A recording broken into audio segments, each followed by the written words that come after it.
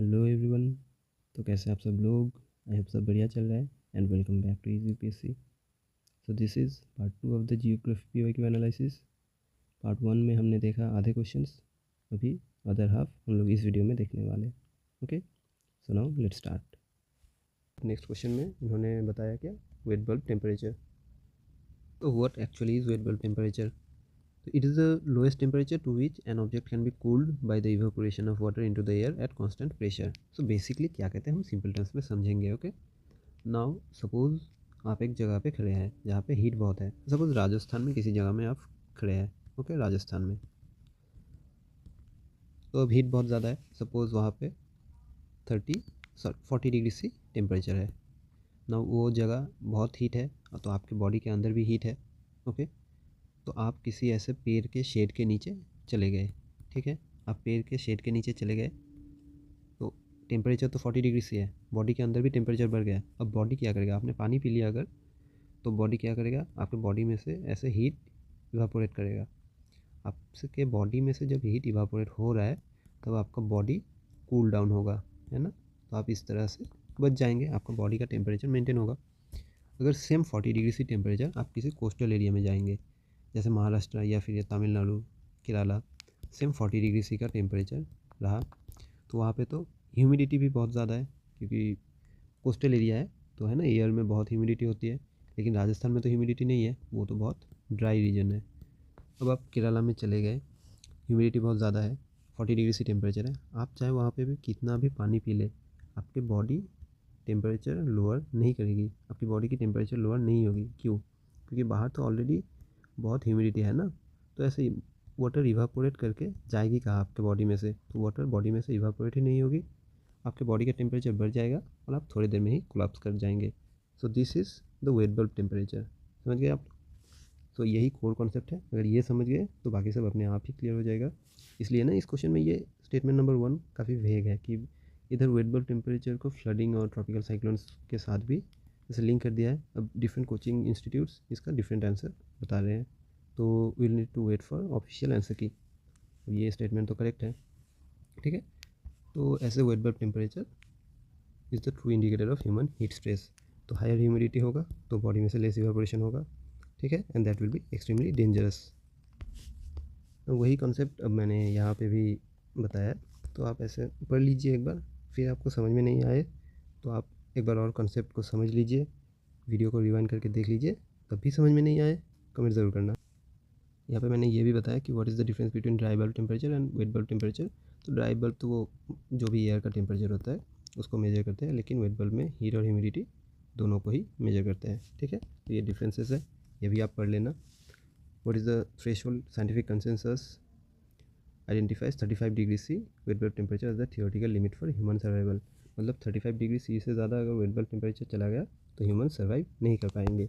Now why it matters for India? Because India is one of the first places in the world likely to experience wet bulb temperature events. Okay, तो इससे economic impact भी पड़ेगा, क्योंकि हमारे जो labours होते हैं वो तो एग्रीकल्चर और कंस्ट्रक्शन सेक्टर में काम करते हैं, बाहरी काम करते हैं, तो काम नहीं कर पाएंगे, फिर इकोनॉमी को बहुत ही ज़्यादा धक्का लगेगा, ठीक है। Now potential filling statement questions from here. If the relative humidity is 100%, the wet bulb temperature is equal to the dry bulb temperature. तो अगर बाहर रिलेटिव ह्यूमिडिटी 100% है तो the wet bulb temperature is equal to the dry bulb temperature. This is the correct statement. अब इसको आप फिर से वही कॉन्सेप्ट के साथ लिंक कर लीजिए कि बॉडी तो हीट इवापोरेट ही नहीं कर पा रही है, क्योंकि बाहर 100% ऐसे ह्यूमिडिटी हो रही है, तो this is equal to the dry bulb temperature, ठीक है। Now the difference between dry bulb and wet bulb temperature increases as the air becomes more humid. तो अभी एक बार मैं ये कंसेप्ट क्लियर कर लो। देखो, तो ह्यूमिडिटी से कैसे रिलेशन है, तो what is the dry bulb temperature actually पहले ये जान लेते हैं। ये नॉर्मल टेम्परेचर है, मान लो 40 डिग्री सी, ये बाहर का टेम्परेचर है, ठीक है। अब वेट बल्ब टेम्परेचर मान लो आपके बॉडी का है 35 डिग्री सी। तो what is the wet bulb temperature actually? तो बॉडी इवापोरेट करने के बाद आपके बॉडी में जो टेम्परेचर मेंटेन हो रहा है, लाइक मान लो अभी ह्यूमिडिटी है 50% बाहर एटमॉस्फेयर में, ठीक है। ह्यूमिडिटी 50% है, रिलेटिव ह्यूमिडिटी, तो इसका मतलब बाकी 50% तक वो जा सकता है ना, फिलअप होने में अभी टाइम है। तो आपका बॉडी अभी ये मान लो आपका बॉडी है, हीट ऐसे इवापोरेट कर रहा है वाटर वेपर, ठीक है। अब जितना वाटर वेपर इवापोरेट कर रहा है आपका बॉडी उतना ही कूल हो रहा है, तो टेम्परेचर रेगुलेट हो रहा है। अभी 50% ये रिलेटिव ह्यूमिडिटी है, तो अभी बॉडी आपका इवापोरेट कर रहा है, तो ये बढ़ के मान लो 80% हो गया, ठीक है। अभी 80% हो गया, तो आपका बॉडी अभी थोड़ी देर पहले जितना इवापोरेट कर रहा था उतना तो अभी नहीं कर पाएगा, है ना। अभी तो थोड़ा कम करेगा। एक वक्त आएगा जब आपका बॉडी ऐसे बिल्कुल ही इवापोरेट नहीं कर पाएगा, क्योंकि और जगह ही नहीं है इवापोरेट करने की। एयर में जगह ही नहीं है कि वो आपकी वाटर वेपर को इंटेक्ट कर पाए, ठीक है। तो अब ह्यूमिडिटी तो क्या हुआ, बढ़ गया 80% से मान लो 90% हो गया, ह्यूमिडिटी बढ़ गया। तो ह्यूमिडिटी बढ़ गया तो आपका इवापोरेशन की कैपेसिटी कम हो गई, है ना, इवापोरेशन की कैपेसिटी। अब इवापोरेशन की कैपेसिटी कम हो गई तो आपके बॉडी का वेट बल्ब टेम्परेचर क्या हुआ, वेट बल्ब टेम्परेचर हो गया इंक्रीज़, ठीक है। अभी वेट बल्ब टेम्परेचर इंक्रीज़ हो रहा है और dry bulb temperature 40 degree C है। तो मान लो wet bulb dry bulb 40 degree C है, आपका वेट बल्ब पहले था 35 डिग्री सी, अभी इंक्रीज़ हो रहा है, इंक्रीज़ होते होते ये हो गया 38 डिग्री सी। तो ये क्या हो रहा है, डिफरेंस इंक्रीज़ हो रहा है या फिर डिक्रीज़ हो रहा है, तो ऑब्वियसली ये डिक्रीज़ हो रहा है। Okay, so that's why this statement is false. The difference between dry bulb and wet bulb temperature increases नहीं होके ये होगा डिक्रीजेस, ठीक है। अब स्टेटमेंट 3 देखो, a wet bulb temperature of 35 degree C is considered the upper limit of human adaptability, so this is the correct statement. Okay, तो I hope आपका वेट बल्ब टेम्परेचर वाले जो भी डाउट्स है वो क्लियर हो गए होंगे। अगर नहीं हुए तो आप कमेंट में बताइए, I will make a different video on it, ठीक है। So now let's go to the next question. तो इस क्वेश्चन में इन्होंने इनडायरेक्टली इंटरनेशनल डेडलाइन के बारे में पूछ लिया। दो जगह दिया हुआ है, Anadyr in Siberia and Nome in Alaska. तो आपको पता होगा कि ये रहा इंटरनेशनल डेडलाइन। तो ये एक इमेजिनरी डेडलाइन है जो कोई ट्रीटी वीटी से नहीं बनी, बल्कि एक कन्वेंशन से बनी है। ओके, तो इस लाइन के इस तरफ एक डेट है, इस तरफ और एक डेट है, तो एक दिन आगे पीछे होता है। अब इस तरफ है आपका साइबेरिया, इस तरफ है आपका यूएसए यानी कि अलास्का, ठीक है। अब डेट डिफ़र करती है, तो क्वेश्चन में वही पूछा है कि when it is Monday in Anadyr it is Tuesday in Nome. तो अगर आपको कंसेप्ट पता होगा, बेसिक कंसेप्ट, तो ये क्वेश्चन आप इजीली सॉल्व कर पाएंगे। क्योंकि ये देखो, ये इंटरनेशनल डेडलाइन है। ओके, अब इसके इस तरफ वेस्ट साइड में जो भी दिन है, अगर वेस्ट से आप ईस्ट की तरफ चले जाओगे तो ट्रैवलर गेन्स अ डे, यानी कि इधर अगर 1 तारीख होगा तो इधर आपका होगा 31 तारीख, और उसी तरह ईस्ट से वेस्ट जाओगे तो आपका एक दिन लॉस होगा, यानी कि इधर 31 है तो इधर बन जाएगा 1 तारीख, तो ऐसे आपका एक दिन लॉस हो जाएगा। ओके, तो यही बेसिक कॉन्सेप्ट है। ये थोड़े से फैक्ट्स मैंने मेंशन किए हुए हैं, तो आप पढ़ लेना, ये क्वेश्चन इजीली सॉल्वेबल है। और ये भी कुछ फैक्ट्स है तो इनको भी पढ़ लेना, कंसेप्ट क्लियर हो जाएगा। And try to do this at home, ये आपका होमवर्क है। आपसे अगर ना हो सके और कुछ ऐसा कन्फ्यूजन हो तो प्लीज़ कमेंट में बताना, अब मैं आपको बाद में समझा दूंगा ये, ठीक है। अब नेक्स्ट क्वेश्चन पे आते हैं। So in this question they have asked about 4 time zones. So in this question they have given some countries, और पूछा है कि कौन से कंट्री में कितने टाइम जोन्स है। तो यहाँ से उतना तो आपको जानने की ज़रूरत नहीं है, उतना कंसेप्ट तो है नहीं इधर। बस ये जान लीजिए कौन से कंट्री में कितने टाइम जोन्स होते हैं। यूके में ज़्यादा टाइम जोन्स क्यों है, क्योंकि इसके ओवरसीज टेरिटरी बहुत ज़्यादा है, like Bermuda, Falkland islands, Gibraltar, Pitcairn islands etcetera. Okay, फिर डेनमार्क भी इसी तरह है, न्यूजीलैंड, ऑस्ट्रेलिया, ब्राज़ील। तो ब्राज़ील डज नॉट क्वालिफाई क्योंकि इसके 4 से ज़्यादा टाइम जोन्स नहीं है। तो सिमिलरली हमको इससे लिंक करके इंडियन स्टैंडर्ड टाइम पढ़ना है, लाइक इंडियन स्टैंडर्ड मेरिडियन का ये लॉन्गिट्यूड कितना है, फिर ये कहाँ से पास करता है, वगैरह वगैरह। तो ये सारे फैक्ट्स दिए हुए हैं मैंने इधर, इन सबको आप एक बार देख लीजिए। ओके, अब नेक्स्ट क्वेश्चन को देखते हैं। तो इस क्वेश्चन में ये एक्चुअली मैप बेस्ड क्वेश्चन है।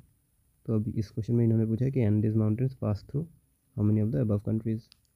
तो अब इसको कैसे हम लिंक करेंगे डिफरेंट टॉपिक से।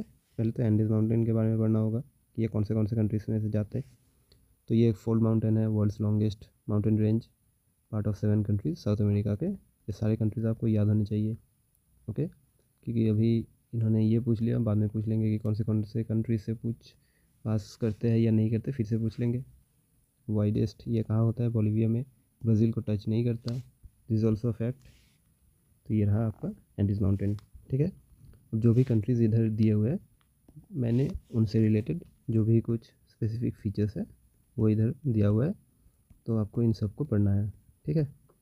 और स्पेसिफिकली साउथ अमेरिका इंपॉर्टेंट है क्योंकि ये लास्ट ईयर आ चुका है।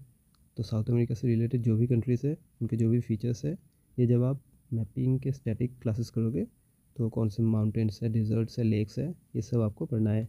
यहाँ तो मैंने सिर्फ कुछ ही फीचर्स दिए हुए हैं, लाइक वेनेजुएला में लेक माराकाइबो, लानोस, ठीक है, ओरिनोको रिवर बेसिन। वेनेजुएला तो ऐसे भी न्यूज़ में ही है तो that makes it more important. Similarly Peru है, फिर बोलिविया है। बोलिविया इंपॉर्टेंट है क्योंकि ये लिथियम का सोर्स है इधर। फिर ये ब्राज़ील, कोलंबिया, इक्वेडर, तो सारे कंट्रीज़ के फैक्ट्स इधर दिए हुए हैं, ठीक है। अब इन कंट्रीज़ में कौन सा मिनरल्स मिलता है वो भी मैंने एक लिस्ट बनाया है, तो इसको भी ज़रा रट्टा मार लेना कि सिल्वर पेरू में सबसे ज़्यादा रिज़र्व है, प्रोडक्शन मेक्सिको में होता है। फिर कॉपर का रिज़र्व और प्रोडक्शन चिली में है। लिथियम का है बोलिविया में रिज़र्व, ऑस्ट्रेलिया में प्रोडक्शन। फिर क्रूड ऑयल और natural gas world's largest reserve कहाँ होता है, वेनेजुएला में, ये लास्ट ईयर ही आया था। और प्रोडक्शन होता है यूएसए में। सो इन सबको याद कर लेना और ये मैप भी याद कर लेना क्योंकि यूपीएससी ने पहले तो मैप बेस्ड क्वेश्चन पहले बहुत पूछता था, ये कि कौन सा कंट्री कहाँ पे है, ये एक ब्लैंक मैप दे के कुछ भी पूछ लेंगे, तो ये देख लेना। ये नेक्स्ट क्वेश्चन में ये भी मैप बेस्ड क्वेश्चन है, तो इधर दिया हुआ है कि कौन से लेक्स हैं जो इक्वेटर से पास होते हैं। 3 लेक्स दिए हुए हैं। अब इन तीनों लेक्स के बारे में तो हमें पढ़ना ही है। लाइक पटोज लेगून कहाँ है, ब्राज़ील में, separated from the Atlantic Ocean by massive sandbar, यहाँ पे है, यहाँ पे है ये पटोज लगून। फिर इसके पास में ही एक और है लगून, मीरियम लगून, इसको भी आपको पढ़ना है, ठीक है। अब लेक आ गया तंगनाई का, तो ये एक रिफ्ट वैली लेक है, कहाँ पे, अफ्रीका में। ये कौन से कंट्रीज़ को टच करता है, डीआरसी यानी कि डेमोक्रेटिक रिपब्लिक ऑफ कॉन्गो, फिर Tanzania, Burundi and Zambia. This is also the second deepest lake in the world and longest in the world, ठीक है, इतना लॉन्गेस्ट है। फिर आता है आपका लेक टोनले सप, ये कहाँ पे है, कम्बोडिया पे, famous for its seasonal flow reversal. अब ये एक स्पेसिफिक फ़ीचर है, इसका यूनिक फ़ीचर है, ये आपको ज़रूर से याद करना है।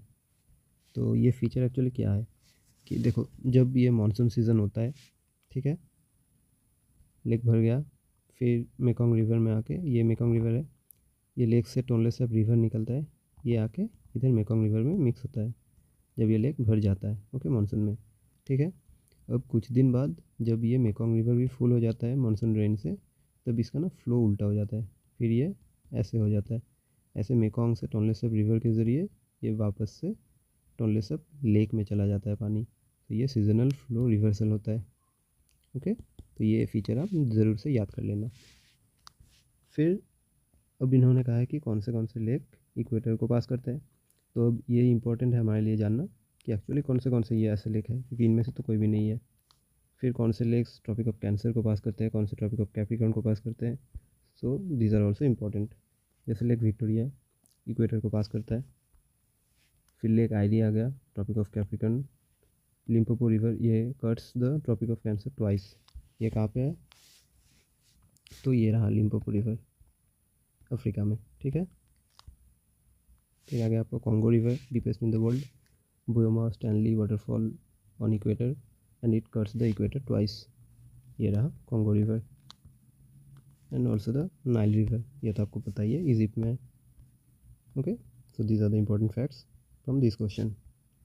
अब नेक्स्ट क्वेश्चन पे देखें, तो ये कुछ प्लेसेस दिया है, आपको पता है कि यूपीएससी को ऐसे प्लेस बेस्ड क्वेश्चंस कितने पसंद है मैपिंग के, तो ये कुछ प्लेसेस दिया है इन्होंने, तो इनसे रिलेटेड अब हम अगर देखेंगे तो ऐसे स्पेन है, मान लो ये यूरोप का मैप है, इधर स्पेन आपको मिलेगा, इधर आपको मिलेगा फ्रांस, इधर आपको मिलेगा इटली। अब कोर्सिका आइलैंड इधर है, फिर इधर आपको मिलेगा स्पेन का इबिजा, मेलोर्का, मिनोर्का, फिर आपको इधर मिलेगा सार्डिनिया और सिसिली, ओके, ये सारे आइलैंड्स हैं। तो ऐसे आप एक डायग्राम बना लीजिए, फिर आप ऑक्सफोर्ड का या फिर जो भी है ब्लैकसन का आप मैप निकाल लीजिए, फिर इन दोनों इमेजेस को कंपेयर कीजिए, ओके। पहले उस मैप में देख लीजिए, फिर खुद से ऐसे बनाइए। तो this is the best technique and best way to remember the mapping points, ठीक है। फिर जैसे ये इटली के ऊपर मिलता है आपको सन मरीनो नाम का देश, नीचे मिलता है वेटिकन सिटी। ये अंडोरा नाम का देश आपको स्पेन और फ्रांस के बीच में मिलेगा। फिर ये मोनाको मिलेगा ऐसे फ्रांस के किनारे पे। ओके, तो ऐसे आप सब याद कर लीजिए। फिर ये इटली के बारे में कुछ स्पेसिफिक इम्पॉर्टेंट इन्फॉर्मेशंस, इसके कौन से माउंटेन्स है वगैरह, और कौन से रिवर्स है, लेक्स है। फिर फ्रांस के भी एंड स्पेन के भी। ठीक है, अब मलोरका मिनोर का इन्होंने पूछ लिया, हो सकता है कि बलियरिक आइलैंड दे दे कि कौन से आइलैंड को मिला के बलियरिक आइलैंड कहते हैं, तो ये आप याद कर लेना। ठीक है, तो now let's shift to the next question. 16 question. अब इन्होंने इधर दिया हुआ है मिनरल्स और वो कौन से कंट्री में मिलता है।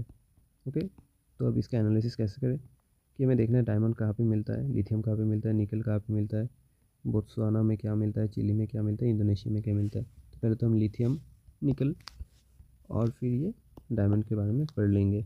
ओके, तो इसमें डिस्क्राइब करने वाली तो कुछ बात है नहीं, आप ये चार्ट देख लेना और अपने खुद के नोट्स बना लेना। ठीक है, ये निकल फिर ये डायमंड है ना, इसके बना लिए। अब आप ये देखिए ये चार्ट, वीडियो को पॉज कीजिए और ये चार्ट पूरा का पूरा लिख डालिए, because it will help you. Different minerals को हम ऐसे कौन से इंपॉर्टेंट है कौन से इंपॉर्टेंट नहीं है वो तो नहीं डिफ्रेंशिएट कर सकते, तो what is the best way कि आप सारे मिनरल्स सारे के सारे याद कर लीजिए। इंडिया में कहाँ पे मिलते हैं, वर्ल्ड में कहाँ पे मिलते हैं, तो सारे के सारे आपको एकदम से याद होना चाहिए, तभी जाके ये आपको ईजी लगेंगे। Now pause the video and watch it. अब this is the last question. तो इन्होंने पूछा है टर्मरिक के बारे में, India is the largest producer exporter, फिर कितने वैराइटीज़ मिलते हैं वगैरह वगैरह। तो ये पॉइंट्स तो हम देखेंगे ही, साथ में हम देखेंगे नेशनल टर्मरिक बोर्ड, क्योंकि इन्होंने ना ऐसे कॉफ़ी बोर्ड, टी बोर्ड ये तो पहले भी पूछ चुके हैं। अब टर्मरिक बोर्ड आया लास्ट ईयर, ये न्यूज़ में था, तो टर्मरिक बोर्ड तो नहीं पूछा लेकिन टर्मरिक पूछ लिया। हो सकता है अगली बार टर्मरिक पूछ ले, टर्मरिक बोर्ड पूछ ले। तो ये टर्मरिक बोर्ड से रिलेटेड कुछ इन्फॉर्मेशन है, इसको रेटा लगा लीजिए। फिर अब ये तो स्पेसिफिक इन्फॉर्मेशन है रिलेटेड टू टर्मरिक, ये तो ऑब्वियसली पढ़ना ही है। ऐसे जीआई टैग जो वैराइटीज़ होते हैं टर्मरिक के, एरो टर्मरिक कहाँ पे मिलता है, फिर ये लोकादोंग टर्मरिक कहाँ पे मिलता है, कंदमल कहाँ पे मिलता है, तो ये आप याद कर लीजिए। और ये भी कुछ स्पेसिफिक फैक्ट्स है related to turmeric, what type of plant it is. तो ये ऐसे क्वेश्चंस में यूपीएससी ने पहले भी पूछ लिया कि किस तरह का प्लांट है, फिर ये कहाँ पे मिलता है, नेटिव टू कहाँ पे है, तो देखे पूछ लेगा ये ट्रू है या फॉल्स है, तो आपको तब बहुत कन्फ्यूजन होगा। तो इसलिए ये आपको एकदम याद होना चाहिए। अब कौन सा क्लाइमेट इसको पसंद है, किस क्लाइमेट में ग्रो करता है, टेम्परेचर कितना होना चाहिए, रेनफॉल कितना होना चाहिए, ओके, ये कितने एलिवेशन पे मिलता है। So all of this is important, just note this down and keep revising them. तो these are the 17 questions from geography according to me that has been asked in prelims 2025. I hope आपको अभी class पसंद आया, और अगर कहीं पे कुछ समझ में नहीं आया तो वीडियो को दोबारा देख लो, या फिर कमेंट करके या फिर टेलीग्राम में बताओ कि कहाँ पे समझ में नहीं आया, so that I can help you. और कोई भी ऐसे प्रिपरेशन से रिलेटेड इन्फॉर्मेशन चाहिए आपको, कोई भी प्रॉब्लम हो, तो feel free to reach out to me. Okay, I hope आपको मटेरियल भी पसंद आया। तो मटेरियल मैं कुछ दिन बाद टेलीग्राम में डाल दूँगा, बट अभी के लिए आप प्लीज़ स्क्रिबल कर लीजिए अपने खुद के नोट्स, बिकॉज उससे ही आपको ज़्यादा याद रहेगा। Okay, so thank you very much. And आपको कंटेंट पसंद आया, क्लास पसंद आया, तो प्लीज़ लाइक, शेयर और सब्सक्राइब कर दीजिए। Thank you so much and see you in the next video.